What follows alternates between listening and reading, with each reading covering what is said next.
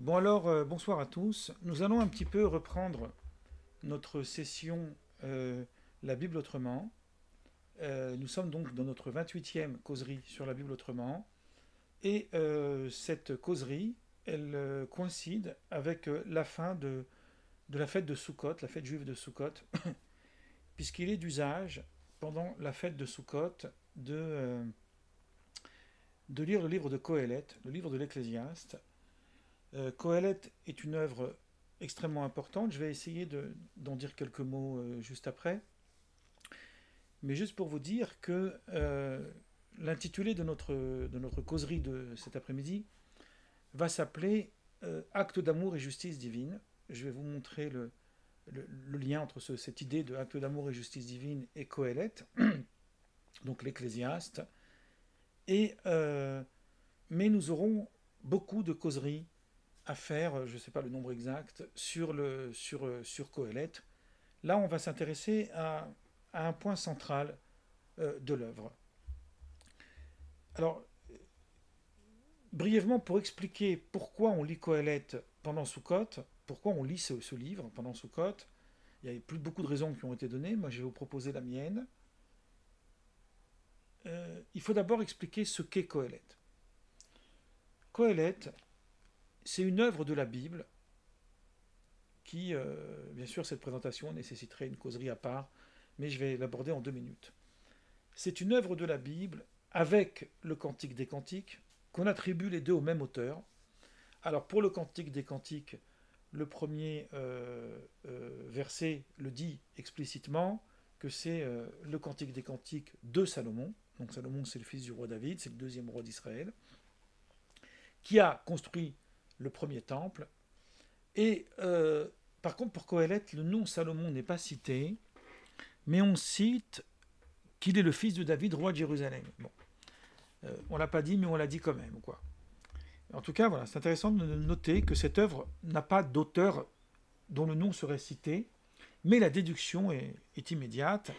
Et si on compare à la fois le récit biographique que produit la Bible sur Salomon et les 3 livres qui lui sont attribués, j'ai nommé le Cantique des Cantiques, les Proverbes et Qoéleth, l'Ecclésiaste, on peut comprendre tout à fait le fil conducteur de ces trois livres qui constituent en fait 3 moments dans la vie humaine.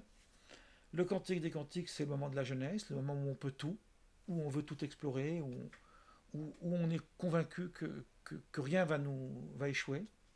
On n'a pas encore l'expérience de la vie. Le livre des Proverbes, c'est un livre de sagesse qui permet en fait de comprendre certaines valeurs dans la vie courante, certaines valeurs de la vie. Et Qoéleth, qui est une œuvre magistrale, il est en fait l'œuvre de vieillesse du sage qui, à la fin de ses jours, comprend des choses qu'on ne peut pas toujours comprendre malheureusement quand on est jeune. On attribue une phrase au rabbi de Kotz, qui était un rabbi chassidique, qui disait dommage que la jeunesse soit donnée aux jeunes, ils ne savent pas comment s'en servir. Donc voilà, c'est assez bien dit sur l'importance d'acquérir une certaine sagesse quand on se lance dans la vie, savoir qu'on ne peut pas tout et qu'on n'est pas parfait.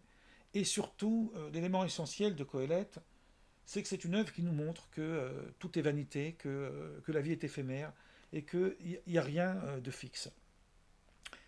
Et donc, j'en viens maintenant au lien. C'est pour ça que j'introduis par ça, même si ça nécessiterait, et on le fera plus tard, une étude plus longue, pour expliquer maintenant le lien avec Sukkot. Qu'est-ce que c'est que Sukkot? Sukkot, c'est en réalité une fête qui ne traduit pas un événement précis.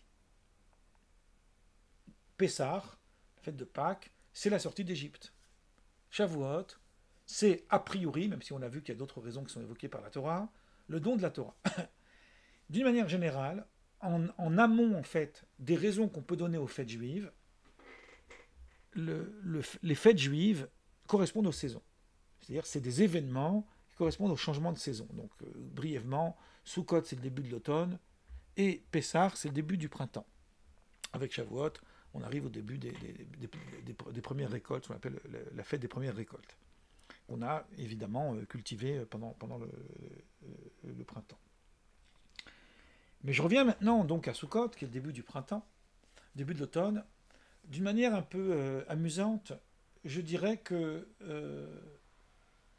c'est pas l'événement qui fait la fête, c'est la fête qui fait l'événement. C'est-à-dire qu'on va fixer une fête et on va produire un événement qui le justifie. C'est pour cette raison que, d'après les textes rabbiniques, et ce n'est pas une contradiction, Abraham faisait Pessah. Il n'est jamais sorti d'Égypte, mais il fêtait cette fête parce que c'était la célébration des saisons. Alors ça peut être, je ne suis pas historien, mais ça peut être aussi empreint des cultes païens. Il y a beaucoup de choses dans la tradition juive, même Maïmonide l'admet dans son guide des égarés, qui sont empreints des cultes païens. Mais alors qu'est-ce que Sukkot célèbre? Sukkot célèbre les 40 ans dans le désert que les Hébreux ont vécu dans un endroit qui n'est pas habitable. C'est-à-dire ils n'ont pas vécu dans un espace vital, ils ont vécu dans un espace où on ne peut pas vivre, et ils ont vécu dans des tentes qui sont éphémères, et ils ont été protégés par Dieu. C'est ce que dit le verset, par les colonnes, par les nuées. Et donc, à Sukkot, en fait, on célèbre, non pas cet événement, on célèbre, c'est une situation qu'on célèbre. Parce que normalement, Sukkot aurait pu être n'importe quel moment de l'année, puisque c'est 40 ans qu'on célèbre, donc ce n'est pas une date précise. Les commentateurs, dans le Midrash, le Talmud, etc., on nous fait cette illustration, on nous dit que Sukkot, c'est le début de l'automne.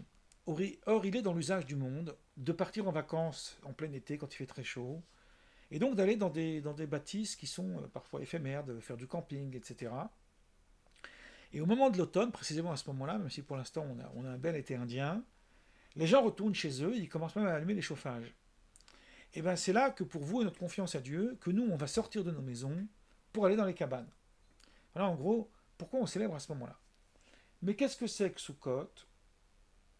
Surtout après le jugement de Kippour, donc d'où acte d'amour et justice divine, d'où cette idée que j'ai choisie. Sukkot, qu'est-ce que c'est en réalité? C'est l'idée que finalement, c'est une représentation de la vie de l'homme. La vie de l'homme est éphémère. On croit qu'on peut acheter un terrain, qu'on peut acheter une maison, qu'on peut avoir des biens que nous possédons. Alors qu'en réalité, c'est juste le temps limité de la vie. Des fois, j'imagine, pour faire un peu d'humour, que quand quelqu'un y va dans un magasin et qu'il achète un objet qui paye assez cher, en fait, le prix de l'objet, c'est quoi? C'est l'objet physique en lui-même, mais c'est aussi la jouissance. C'est-à-dire qu'il va payer de l'argent pour pouvoir jouir d'un objet qu'il a besoin. Mais si vous prenez quelqu'un de 90 ans qui achète un objet, c'est pas tout à fait logique qu'il paye exactement le même prix qu'une personne de 15 ou 20 ans qui va acheter le même objet et donc qui va pouvoir en jouir plus longtemps. Maintenant, aujourd'hui, avec l'obsolescence programmée, ce que j'ai dit n'a plus de sens. Mais si vous voulez, vous comprenez l'idée. Donc, qu'est-ce que c'est que Qoheleth? Qoheleth nous apprend que c'est dans le caractère éphémère de la vie qu'on peut essayer d'y entrevoir un sens. Alors, je dis souvent, et là je vais commencer parce que le dimanche on n'a pas beaucoup de temps et je voudrais quand même dire quelques idées, qu'il est interdit, je le dis d'une façon un peu radicale, mais c'est fait exprès, c'est un peu rhétorique, ma radicalité, il est interdit de descendre dans ce bas monde sans avoir lu et sans avoir médité Qoheleth. C'est une œuvre absolument indispensable. Alors évidemment, on trouve dans d'autres cultures, notamment dans la sagesse grecque et surtout dans les sagesses indiennes, des textes tout à fait similaires. Je ne dis pas qu'un est plus important que l'autre. Je parle de Qoheleth parce que c'est celui que j'ai sous la main, plus facilement on va dire, et que j'ai pu méditer. Donc, pour résumer Qoheleth, on va d'abord lire les 3 premiers versets et les 3 derniers. Parole de Qoheleth, fils de David, roi de Jérusalem. Vanité des vanités, dit l'Ecclésiaste. Vanité des vanités, tout est vanité. Quel avantage revient-il à l'homme de toute la peine qu'il se donne sous le soleil? Une génération s'en va, une autre vient, et la terre subsiste toujours. Le soleil se lève, le soleil se couche, il soupire après le lieu d'où il se lève de nouveau. Là, j'ai lu les 3 premiers versets. Dans les 3 premiers versets, qu'est-ce qu'on comprend? Qu'il n'y a rien dans cette vie terrestre qui a une valeur. Absolument rien. On pourrait dire que c'est une œuvre pessimiste par excellence. Je reviendrai sur cette question parce que pour moi c'est l'œuvre optimiste la plus ultime. Mais on va rester pour l'instant sur ce point-là. Tout est vanité, donc il n'y a pas de sens dans la vie. Le soleil se lève, se couche, on vit, on meurt, on laisse place à nos enfants qui vont rire et qui vont mourir. Alors, chose intéressante, c'est pour ça que les rabbins ont beaucoup essayé de discutailler pour savoir pourquoi cette œuvre est dans la Bible, alors qu'elle n'a rien à voir a priori avec la religion. Et ils vont la retenir à cause du dernier verset que je vais vous lire tout de suite, et qui en réalité, certains disent, mais ce n'est pas mon avis, que c'est un ajout plus tardif. C'est-à-dire qu'en réalité, il n'y a pas ce verset dans Qoheleth. Alors que de mon point de vue, et c'est aussi la réflexion que fait Lebovitch, on parle souvent de Lebovitch, c'est le cœur de tout le livre, et peut-être même avec ça le cœur de toute la Bible. Je pense que sans Qoheleth, la Bible, justement, ce serait toute la Bible entière qui serait vanité. Voilà ce qu'il nous dit à la fin. Vanité des vanités, dit l'Ecclésiaste, tout est vanité. Donc il reprend ce qu'il a dit au début. Écoutons la fin du discours. Crains Dieu et observe ses commandements. C'est là tout ce que doit faire tout homme. C'est là ce que doit faire tout homme. Car Dieu amènera toute œuvre en jugement au sujet de tout ce qui est caché, soit bien, soit mal. Donc, il y a une contradiction ici apparente. Quand on prend le début et la fin, il y a une contradiction apparente. Au début, il nous dit que tout est vanité. À la fin, il persiste et signe que tout est vanité. Mais en même temps, il nous dit, mais attention, il y a un jugement.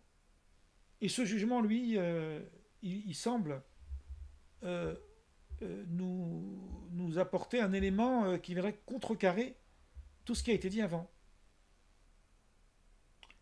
Donc on va essayer d'expliquer ça. En réalité, Qoheleth, c'est l'œuvre du relativisme par excellence. C'est l'œuvre de la déconstruction. Qoheleth, c'est une œuvre qui dépouille de sa substance toute valeur subjective à l'objet. Quand je dis subjective, ça veut dire qu'on considère, nous, que les objets ont de la valeur. C'est ce que je disais tout à l'heure par rapport à un vieux qui achète une machine et qui va payer un certain prix, et un jeune qui va payer le même prix pour cette machine, alors qu'ils ne pourront pas avoir la même jouissance. Mais là où il y a quelque chose de fascinant, on pourrait dire, c'est un antidote au matérialisme. On pourrait dire ça, puis ça serait bien. Eh bien non.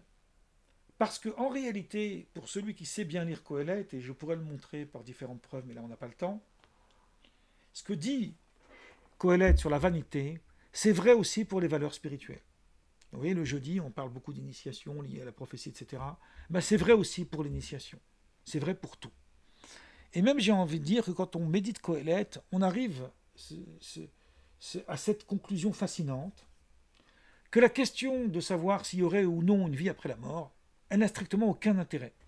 Ça ne nous intéresse pas, puisque ce qui compte, c'est le temps éphémère de la vie terrestre.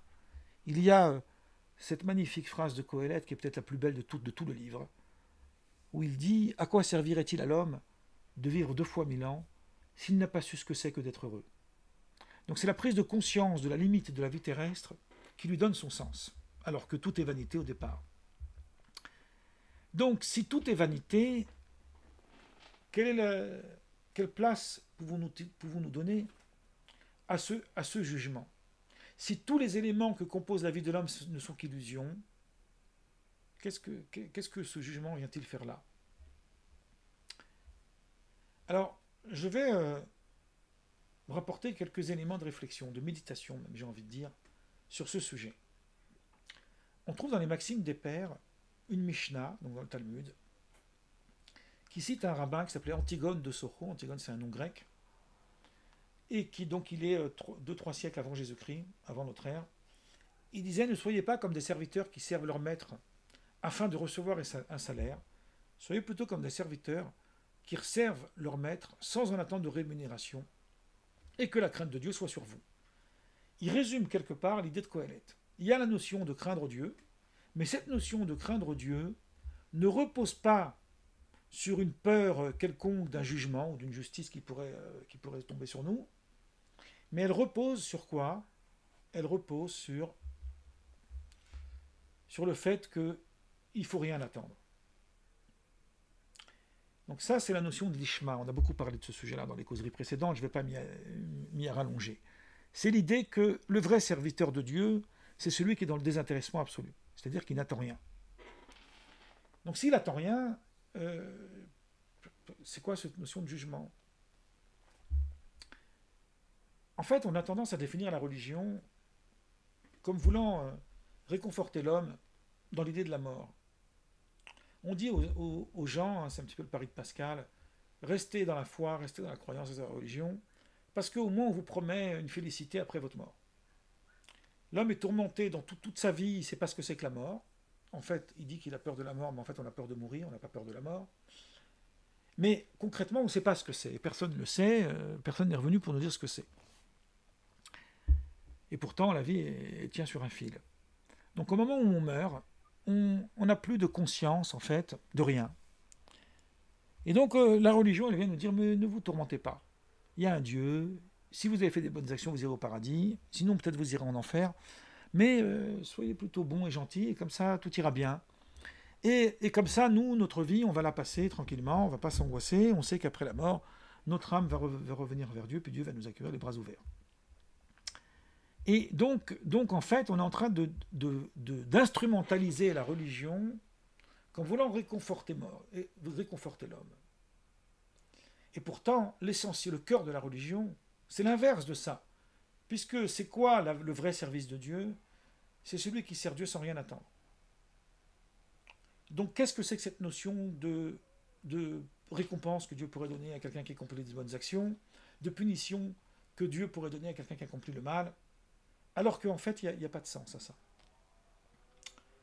Alors voilà comment on peut expliquer. Il y a ici deux éléments à bien comprendre. Je ne vais pas rentrer ici dans la question de savoir est-ce qu'il y a une vie après la mort, est-ce qu'effectivement il y a un salaire, il y a une rétribution. Mais le salaire et la rétribution témoignent, pour la conception biblique, d'une présence de Dieu dans l'histoire. C'est un sujet qui est très important, notamment chez Maïmonide. Qu'est-ce que ça veut dire une présence de Dieu dans l'histoire? Ça veut dire dans le déroulement du monde. Ça ne veut pas dire parce qu'il y a une manifestation surnaturelle, alors ça veut dire que c'est le divin. On récuse ça. C'est dans le déroulement du monde. Et l'exemple le plus intéressant qu'on peut donner là-dessus, c'est l'histoire d'Abraham avec Sodome. Abraham ne comprend pas pourquoi Dieu veut-il détruire Sodome. Donc il envoie, en fait, il essaie de négocier avec Dieu. Et il a cette phrase, Abraham, lorsqu'il veut questionner Dieu sur son attitude, il lui dit, le juge de toute la terre n'appliquera-t-il pas la justice? Ça veut dire que la notion de justice dans ce bas monde témoigne de la providence divine. On a beaucoup parlé de cette question-là, donc on y va vite. Donc en réalité, il y a ici deux choses. Il y a ici l'idée qu'il y a bien effectivement, admettons-le, un châtiment ou des récompenses, mais elles ne sont pas là pour justifier les bonnes ou les mauvaises actions de l'homme, elles sont là uniquement pour témoigner que Dieu est présent. C'est comme ça que Maïmonide a beaucoup traité de cette question du désintéressement, dans son commentaire sur la Mishnah, il dit qu'il est impossible d'expliquer à un enfant, par exemple, le bien fondé des études. Donc, il va étudier que si on lui promet une récompense. Parce que pour lui, c'est la récompense qui est essentielle. Quand il va grandir en sagesse, il va comprendre que l'essentiel, c'est la connaissance. Et que la récompense n'a pas de réel intérêt. Et c'est comme ça qu'il va arriver à accomplir ses bonnes actions avec un désintéressement absolu. Et il reprend en fait à son compte une phrase du Talmud qui dit « C'est par le fait d'accomplir les commandements avec une attente qu'on finira par les accomplir sans aucune attente. » Donc en fait, Maïmonide, il nous montre que l'essentiel, c'est d'arriver à cette notion.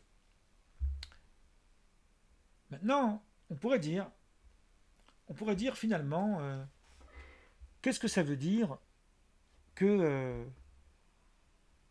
ne faut rien attendre en retour, et que de l'autre côté, il y a aussi une justice divine qui vient réattester de la présence de Dieu. Il y a une phrase dans les Maximes des Pères, il y a deux phrases, je vais prendre ces deux phrases, et rapidement on va les analyser, parce que de mon point de vue, elles sont extrêmement profondes, et peut-être qu'elles peuvent nous aiguiller sur la conception même de cette œuvre de Qoheleth. Il y a une phrase qui dit Un instant de bonnes actions et de repentir en ce monde vaut plus que tous les délices du monde qui vient. Donc, c'est comme si qu'on était en train de nous dire que dans les trésors du Très-Haut, dans les trésors de Dieu, tous les trésors, pour toute l'humanité confondue, il n'y a pas assez de merveilles qui pourraient compenser, qui pourraient récompenser, on va dire, un instant de bonne action de l'homme dans ce monde. C'est pas possible de dire ça. Ça voudrait dire, si on est littéral, que finalement le paradis, c'est pas grand-chose. On n'a pas grand-chose à attendre du paradis. Alors je ne dis pas qu'il y a un paradis, encore une fois je parle en tant qu'idée, hein, comprenez-moi bien. Alors la Mishnah, un petit peu plus haut, elle va déconstruire cette perspective de lecture, cette grille de lecture.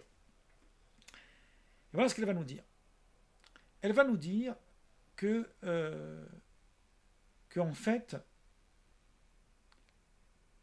un instant de délice dans le monde là-haut, en fait, vaut plus que tous les délices qui peuvent exister sur la Terre pour toute l'humanité. On est en train de dire des choses extravagantes. En fait, on fait exprès. On dit un instant de délice là-haut, parce que le mot instant ne veut rien dire, mais c'est une image, vaut plus que tous les délices qui existent dans ce monde, mais en même temps, une bonne action accomplie par l'homme vaut plus que tous les délices du monde là-haut. Donc c'est complètement contradictoire. En fait, non, ça n'est pas contradictoire. Ça n'est pas contradictoire parce que la récompense et la rétribution, il faut la déplacer. Ça n'est pas un cadeau qu'on nous donne ou ça n'est pas un châtiment qu'on nous inflige. Qu'est-ce que c'est le salaire et la rétribution? Ça n'est rien d'autre, et là, je convoque encore les maximes des pères, pour relire un autre aphorisme. C'est cette idée que la récompense d'une bonne action, c'est la bonne action elle-même. Et que la punition d'une transgression, c'est la transgression elle-même. Qu'est-ce que ça veut dire? Ça veut dire que la véritable initiation, puisqu'on parle d'initiation dans le jeudi, donc profitons-en, c'est de parvenir à l'idée qu'en fin de compte, la vraie félicité de l'homme, ou la vraie désolation humaine, elle se situe au niveau de la conscience. Lorsque nous accomplissons un acte mauvais,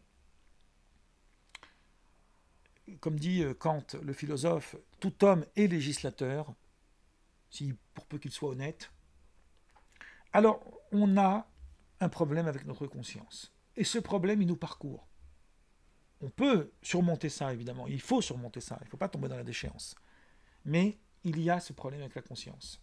Et puis quand on accomplit une bonne action, on n'attend rien d'autre qu'une justification de notre action à partir de notre propre conscience. Donc il n'y a rien à attendre. On accomplit le bien parce que le bien procure une conscience. On s'évite d'accomplir le mal parce que le mal procure une mauvaise conscience. Et c'est cette conscience-là qui rend l'homme religieux, au sens de Qoheleth. Autrement dit, d'accord, il y a un Dieu, d'accord, il y a un jugement, parce que ce jugement, il atteste en fait de la présence de Dieu dans le monde, mais ce jugement ne s'accomplit pas par une quelconque crainte d'un monde à venir, ou par une quelconque désir de goûter aux félicités du paradis, mais il s'accomplit par comment? Par le rapport entre nos actes et notre conscience. Et la pleine adéquation entre nos actes et notre conscience fait de nous un être réalisé. Je vais conclure avec une phrase dans la mystique musulmane, la mystique soufie, qu'on trouve chez Ibn Arabi, qui résume un peu tout ce que je viens de dire. Et voilà ce qu'il dit. Il dit « Chacun d'eux vient adorer par crainte de l'enfer. Il voit dans le salut, donc le paradis, un immense bonheur. En ce qui me concerne, je n'ai pas de visée ni sur le paradis ni sur l'enfer, car je n'ai pas fondé l'amour qui me saisit sur une compensation qui en ferait l'objet. » Voilà, là je vais m'arrêter là pour